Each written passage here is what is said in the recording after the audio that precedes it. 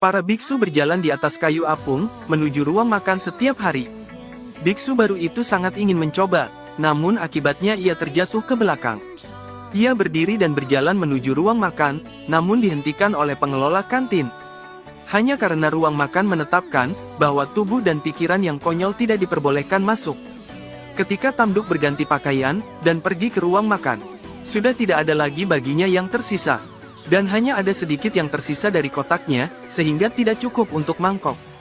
Saat ini ia melihat tuan rumah, masih memiliki sedikit bubur. Maka ia mengambil sendok, untuk menyendok sebagian buburnya.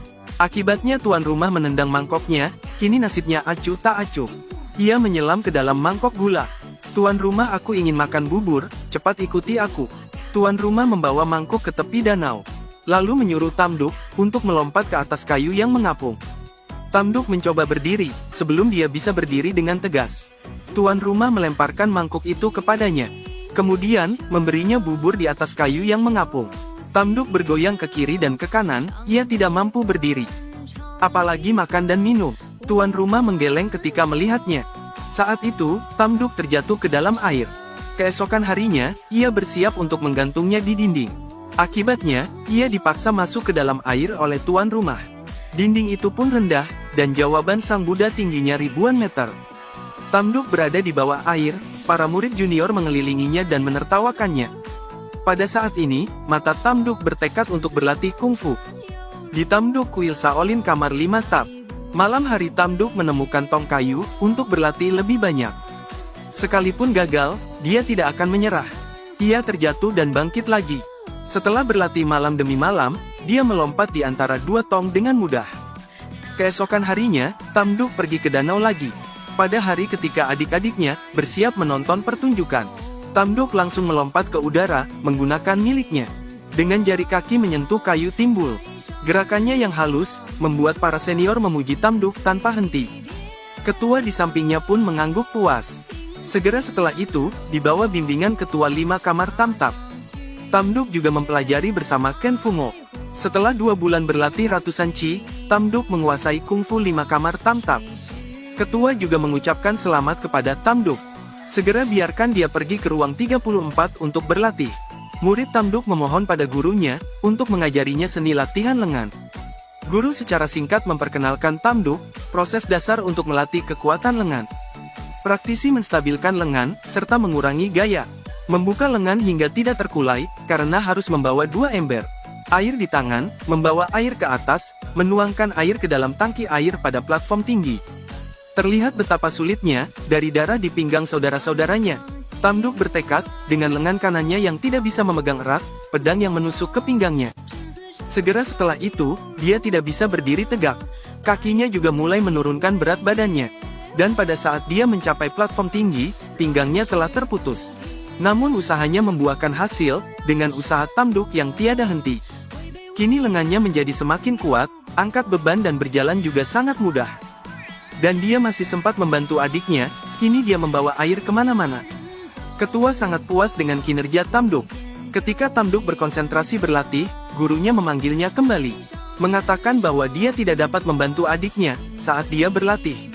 Tamduk berdiri di antara 2 batang dupa raksasa yang menyala.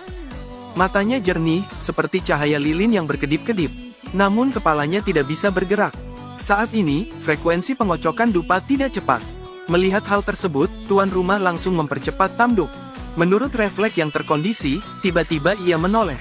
Kedua sisi kudanya langsung terbakar. Tuan rumah mengingatkannya, agar kepalanya tidak bergerak sesuai dengan matanya. Kemudian, Tamduk berdiri di tengah-tengah cahaya lilin. Dan pembawa acara pun menambah kecepatannya. Kali ini, Tamduk mengikuti ayunan cahaya lilin tersebut. Bola matanya pun ikut berakselerasi, setelah berlatih terus-menerus. Tergantung pembawa acaranya, Tamduk mempercepat larinya. Dengan tidak membuat kesalahan, mata Tamduk kini bersinar seperti elang. Tuan rumah sangat puas, namun kekuatan mata saja tidak cukup. Ia juga harus lincah, tuan rumah menyuruh murid-muridnya untuk mematikan lilin. Lalu menoleh ke depan matanya, ia menggunakan cermin untuk memantulkan cahaya. Tamduk, segera pukul tiang refleksi. Begitu dia berbicara, Tamduk mulai menyerangnya. Berlatih saja hari demi hari, Tamduk dengan cepat berlatih. Matanya meletakkan tangannya di atasnya, Kecepatan dan kemampuannya dievaluasi oleh tuan rumah. Cao, aku telah memimpin ruangan ini selama 6 tahun. Anda adalah orang terbaik, terima kasih atas kebijaksanaan Anda. Begitu saja, Tamduk berhasil masuk ke ruangan sebelah untuk berlatih. Apalagi harus mengikuti ritme tuan rumah dalam mengetuk lonceng. Jika bisa mengimbangi kecepatan tuan rumah, maka akan berlalu. Dengan percaya diri, ia mengambil pengaduk bambu, sehingga kepala palu langsung membentur tanah. Jangan lihat ke arah kepala palu, yang beratnya hanya 20 kg. Namun, pada sanggurdi bambu bobotnya tidak ringan. Sehingga Tamduk harus menahan posisi 8 meter. Agar enggan memegang palu bambu tersebut, kemudian ia mengikuti irama palu di hadapannya. Namun hanya mengetuk sebanyak 15 kali. Dan berdoa agar tangan permen tersebut terlepas dari palu bambu hingga jatuh ke tanah. Namun, sekeras apapun dia berlatih, dia tidak dapat menyulitkan Tamduk. Seiring berjalannya waktu, Tamduk kini bisa mengikuti ritme pembawa acara. Dengan mengetuk bel, memegang ujung batang bambu dan memukul bel perunggu. Duk dengan performa luar biasa, lolos evaluasi ruang kekuatan pergelangan tangan. Selanjutnya, Tamduk menuju ruang kekuatan kepala. Pada saat itu, para senior di ruang kekuatan pertama sedang berlatih. Caranya adalah, dengan menggunakan kepala untuk membuat badai pasir. Lalu pergi ke Buddha, dan letakkan 3 batang dupa di atasnya. Berbalik beberapa kali, Tamduk tampak seperti saudara laki-lakinya. Dengan memimpin membangunkannya, ketika dia pingsan di bawah. Tuan Bao Tamduk adalah kepala Luk Duong. Ini juga merupakan 7 sesi latihan terakhir. Jika Anda melatih kekuatan pertama Anda dapat mulai melatih tangan dan kaki Anda. Setelah mendengarkan, Anda dapat secara resmi menggunakan pisau dan senjata. Saat ini dia segera memiliki semangat, di bawah dorongan gurunya. Tamduk berlatih ratusan jam, dan dia juga seorang seniman bela diri yang berbakat. Dalam latihan di setiap ruangan, dia tidak hanya berlatih dengan baik. Tamduk orang tercepat dalam berlatih, alhasil, dia dipromosikan menjadi sarjana Akademi Bodhidharma. Mulai saat ini, masyarakat dapat memilih untuk berlatih ilmu bela diri. Di ruangan masing-masing, setiap senjata dilatih sedikit demi sedikit. Roda gigi bergerak di depan mata, ini merupakan dasar penting untuk mencapai teknik menggunakan tongkat Shaolin. Selama tongkat ditekan, lengan akan kehilangan kekuatannya saat dilepas. Pada saat ini, Tamduk berlatih dengan sempurna dan berhasil memutar semua persnelingnya sendiri. Selanjutnya, dia mulai melatih kekuatan tongkatnya dengan menggunakan batang kayu untuk menarik beban seberat 200 pon melintasi tangki air. Namun, bagi ahli seni bela diri Tamduk, mengembangkan kekuatan semudah mengangkat tangan. Tepat setelah itu, Tamduk mulai bersaing dengan ketua klub. Tamduk telah berlatih selama setahun, dan sekarang pikirannya menjadi tak terkalahkan. Ini sangat bagus. Setelah berlatih teknik tongkatnya, dia pergi ke sasana tinju. Langkah selanjutnya adalah, berlatih teknik tinju yang berbeda. Karena jika ingin berlatih bela diri Shaolin, tinju juga merupakan salah satu item yang diperlukan. Rahasia menguasai teknik tinju Shaolin adalah dengan menguasai semua teknik tinju telapak tangan. Tamduk tampil bagus dan berpindah dari ruang tinju ke ruang latihan kaki. Latihan Tamduk bagus sekali. Setelah berlatih seni iblis, Tamduk membutuhkan waktu 1 tahun lagi untuk lulus dari ujian komunikasi. Dan setelah mempelajari semua kungfu di ruang ke-35 Shaolin, Tamduk hanya menghabiskan waktu 5 tahun untuk memahami semua ilmu bela diri yang dipelajarinya. Tamduk, yang berhasil berlatih menurut 35 ruangan Shaolin hanya dalam 5 tahun, itu patut dipuji. Sekarang kami secara resmi mempromosikan Anda ke kamar sementara wakil ketua departemen manapun, karena dia dipromosikan. Sekarang dia telah dipromosikan menjadi wakil presiden. Seni bela diri kuil ini telah diwariskan selama ribuan tahun. Tidak bisa terburu-buru untuk menguji Tamduk. Ketua memutuskan untuk membiarkannya bersaing dengan sang ahli bela diri. Kapan saya bisa menerima sila dengan seorang pemimpin di sini? Hanya Tamduk yang bisa menjadi wakil ketua.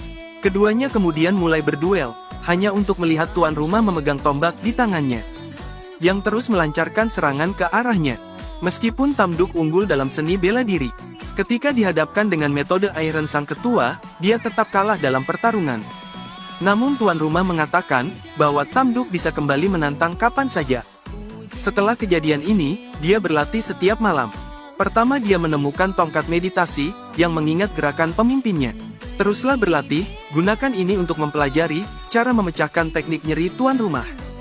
Beberapa hari kemudian, Tam Duk terus mencari tuan rumah. Namun Dharma Tao berikut ini, dapat dengan mudah dipatahkan. Setelah satu putaran, dia ditikam sebanyak 17 kali. Jika saya menggunakan pisau untuk memotong seseorang, jadinya apa? Berkat nasihat guru Tia, saya akan berlatih lagi. Entah sudah berapa lama, Tam Duk berlatih seperti ini. Namun latihan 100 menit, akan membuahkan hasil. Hari itu juga ia tanpa sengaja, menebang pohon bambu saat berlatih. Alhasil, pohon bambu itu pun bergegas menghampirinya. Tam Duk melihat pohon bambu itu, telah dipotong menjadi 3 ruas. Segera setelah itu, ia berangkat menemui tuan rumah untuk bertanding. Inilah alasan mengapa tongkat tusuk gigi Kon, yang terkenal di dunia lahir. Dan dia menggunakan tusuk gigi buatannya, untuk berhasil memecahkan trik tuan rumah, dalam meminjam daun willow. Tuan rumah sangat puas dengan penampilan Tam Duk. Puong Su Huyen dan Tam Duk, bisa menjadi tuan rumah di ruangan manapun. Dia mengandalkan usahanya sendiri, dan hanya dalam 5 tahun yang singkat. Dia berubah dari seorang biksu pemula, yang tidak dikenal menjadi seorang pemimpin dalam semalam.